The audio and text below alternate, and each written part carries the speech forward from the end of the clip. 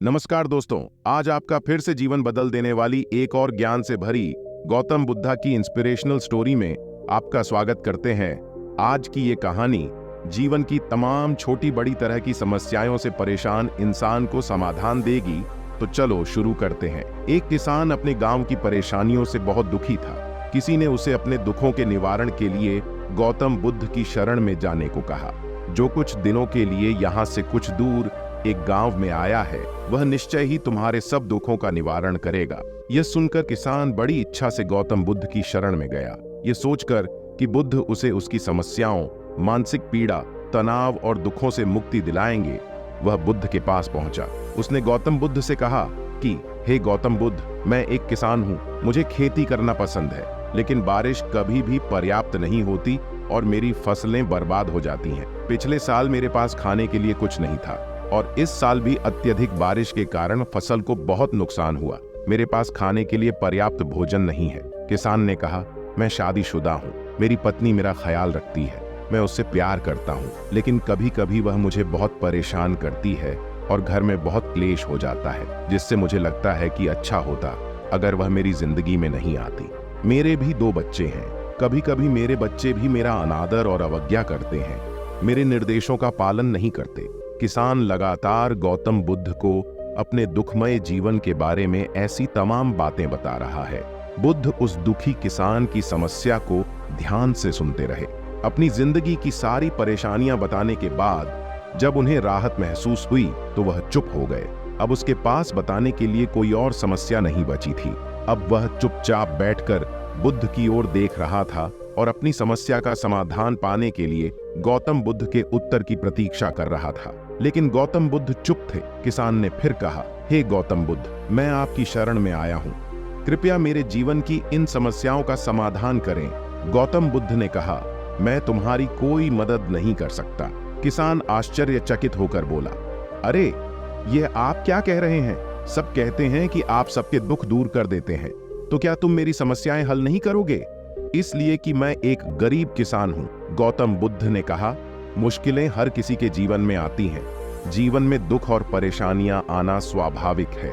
व्यक्ति के जीवन में अक्सर उसके कर्मों के अनुसार परिस्थितियां बदलती रहती हैं, जिससे सुख, दुख, निराशा और क्रोध आता है। नए रिश्तों का बनना, पुराने रिश्तों का बिगड़ना, रिश्तों में मिठास और कड़वाहट, ये सब सामान्य है।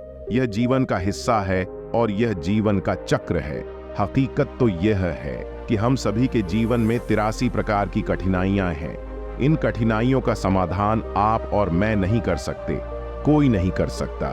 जिंदगी और जिंदगी में बनने वाले रिश्ते स्थिर नहीं होते। एक दिन रिश्तेदार भी चले जाएंगे और जिंदगी भी खत्म हो जाएगी, लेकिन ये समस्याएं वैसे ही रहेंगी जैसे आज आपकी जिंदगी में हैं और कल किसी और की जिंदगी में होंगी। इस पर किसान अपना नियंत्रण खो देता है और क्रोधित हो जाता है और ऊंची आवाज में बुद्ध से कहता है कि हर कोई कहता है कि तुम्हें एक महात्मा, एक सिद्ध पुरुष, एक प्रबुद्ध व्यक्ति होना चाहिए। मैं इस विश्वास के साथ यहां आया हूं कि आप मेरी मदद करेंगे। यदि आप मेरी समस्याएं हल नहीं कर सकते तो मेरा यहां आना व्यर्थ था। हर कोई झूठ बोलता है कि वे समस्याओं का समाधान करते हैं। आपने मेरी एक भी समस्या का समाधान नहीं किया। तुमसे अच्छे तो वह महात्मा हैं जो 2 वर्ष पहले मेरे घर आए थे। उन्होंने मेरे लिए यज्ञ कराया, दान दक्षिणा दिलवाई और मेरे मन को असीम शांति मिली। कुछ सुख भी बढ़े और कुछ दुख भी कम हुए, लेकिन तुमने मेरी कोई भी समस्या हल नहीं वो की। तुमने मुझे सीधे तौर पर मना कर दिया। गौतम बुद्ध ने कहा, क्या वह सब करने से जीवन के सारे दुख समाप्त हो गए? इतना कुछ करने के बाद भी अब आप इतने परेशान क्यों हैं? अब आप पहले से भी ज्यादा दुखों से घिर गए हैं। तात्पर्य यह है कि जीवन में दुख कभी समाप्त नहीं होते। किसान बोला, तो क्या मैं मान लूं कि तुम मेरी मदद नहीं कर सकते? यदि आप ऐसी छोटी छोटी बातों का समाधान नहीं कर सकते तो आपके उपदेशों का क्या लाभ? गौतम बुद्ध ने कहा, मैं तुम्हारी 84वीं समस्या का समाधान तो नहीं कर सकता, लेकिन हाँ, मैं तुम्हारी 82वीं समस्या का समाधान अवश्य कर सकता हूँ। किसान आश्चर्यचकित हो गया और बोला, 84वीं समस्या क्या है गौतम बुद्ध?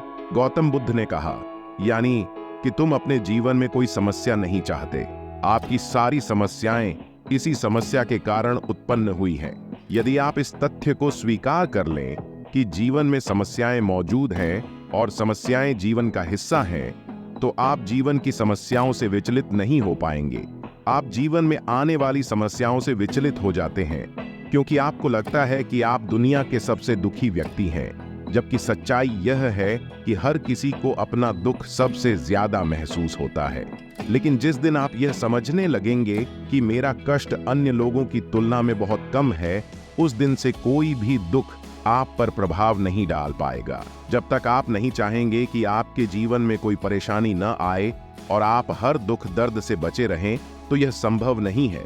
ऐसे में छोटा सा दर्द भी आपको बेचैन कर देगा और आपकी मानसिक शांति भंग कर देगा। अगर आपके जीवन से परेशानियां पूरी तरह से दूर हो जाएं, अगर आपको हर दिन हर पल बिना दुख और कठिनाइयों के जीवन जीने को मिलेगा, तो आप ज्यादा दिन तक ऐसा नहीं जी पाएंगे। एक समय आएगा जब आप हर दिन एक ही तरह की जिंदगी जीने से पूरी तरह से तंग आ जाएंगे और ऊब जाएंगे, क्योंकि जीवन में किसी भी चीज की अधिकता जीवन के लिए भयानक समस्याएं पैदा करती है। आरामदायक जीवन जीने से आप मन और शरीर दोनों से विकलांग हो जाएंगे। तो ऐसे जीवन का क्या फायदा जो बाद में आपको नर्क जैसा जीवन जीने पर मजबूर कर दे? जिस तरह खाना खाने का असली आनंद तभी मिलता है जब बहुत भूख लगी हो, और पानी पीने का असली मजा तभी आता है जब बहुत प्यास लगती है, उसी तरह जीवन के तमाम दुखों और परेशानियों को झेलने के बाद ही खुशी का आनंद मिलता है। इसीलिए जीवन में सुख और दुख अलग अलग रूप में आते रहते हैं। हम चाहकर भी जीवन से सुख दुख को खत्म नहीं कर सकते, लेकिन उनसे इतना ऊपर जरूर उठ सकते हैं कि कोई भी बड़ी समस्या मन को विचलित न कर सके। इसके लिए अपने मन को शक्तिशाली बनाएं, धैर्य रखें, प्रतिदिन आध्यात्म का ध्यान करें, ज्ञान को उच्च स्तर पर लेकर जाओ। ये आपके जीवन की सभी समस्याओं का समाधान है। इसे जीवन की चतुर्मुखी समस्या का समाधान कहा जाता है। गौतम बुद्ध का यह अद्भुत ज्ञान पाकर किसान संतुष्ट हो गया और उसका मन बिल्कुल हल्का हो गया। मन में जो समस्याएं परेशान कर रही थीं, उनके प्रति जिज्ञासा शांत हो गई। किसान ने अपनी आंखें बंद कर लीं और आनंद का अनुभव करने लगा। किसान को समझ आ गया कि वह अब तक क्या गलती कर रहा था और वह गौतम बुद्ध के चरणों में गिर गया। इस तरह किसान को एहसास हुआ, मानव मन की अनंत सुख पाने की जो विशेषता है, वही आनंद कहलाता है। यानी मनुष्य वास्तव में सुख नहीं चाहता है, वह आनंद चाहता है। सुख प्राप्ति की चाह से प्रेरित होकर वे अनंत की राह अपनाते हैं। मनुष्य के मन में सुख पाने की अभिलाषा पहले भी थी, आज भी है और सदैव रहेगी। सुख प्राप्ति की इस तरह की चाह मात्र मनुष्य में है। इसी चाह के कारण उसका नाम मनुष्य है। मनुष्य का अर्थ है जिनमें मन की प्रधानता है। इस सुख को पाने की कोशिश से ही धर्म की उत्पत्ति हुई है। मनुष्यों ने देखा कि वे जो कुछ पाते हैं, उसके बाद देखते हैं कि यह तो बहुत कम है और उसे इससे अधिक चाहिए। फिर जब वह भी मिला तो फिर देखते हैं कि उन्हें वह भी कम लगा। फिर प्रयास करते हैं कि और चाहिए। थोड़ी सी चीज मिल जाने पर मनुष्य को सुखी होना चाहिए था, लेकिन देखते हैं कि ज्यादा पाने पर उनकी चाह नहीं मिटी, अल्प से संतोष नहीं हुआ। मनुष्य ने अंत में देखा कि पाने की सीमाएं खत्म ही नहीं हो रही हैं। तब उन्हें पता लगा कि सिर्फ एक ही सत्ता है जो अनंत है, और वे हैं परम पुरुष। मनुष्य अगर वास्तव में सुखी होना चाहता है, तृप्ति चाहता है, तो उन्हें परम पुरुष की खोज करनी होगी। इसी सुख प्राप्ति की चाह से धर्म जीवन का प्रारंभ हुआ। यह जो परम पुरुष को पाने का प्रयास है और यह जो धर्म साधना है, वह सबको करनी चाहिए। इसे करना ही मनुष्य की पहचान है। सही बनने के लिए धर्म को मनुष्य जीवन में आना होगा। मनोवैज्ञानिक दृष्टि से देखा जाए तो सुख और आनंद का अंतर पता चलता है। जब अनुभूति की तरंगें मन के भीतर रह गई, तब उसे कहेंगे सुख। जब तरंगें मन के भीतर में ही नहीं बल्कि बाहर भी आ गई हैं, यानी जब मनुष्य महसूस करते हैं कि सुख की तरंगें उनके अंदर भी हैं और 10 दिशाओं में भी हैं, तो उसे कहेंगे आनंद। तुम लोग लौकिक जीवन में देखोगे कि लौकिक सुख में भी कभी कभी सुख की तरंगें इतनी अधिक हो जाती हैं कि अनुभव यह होता है कि बाहर चारों ओर सुख की तरंगें उठ रही हैं।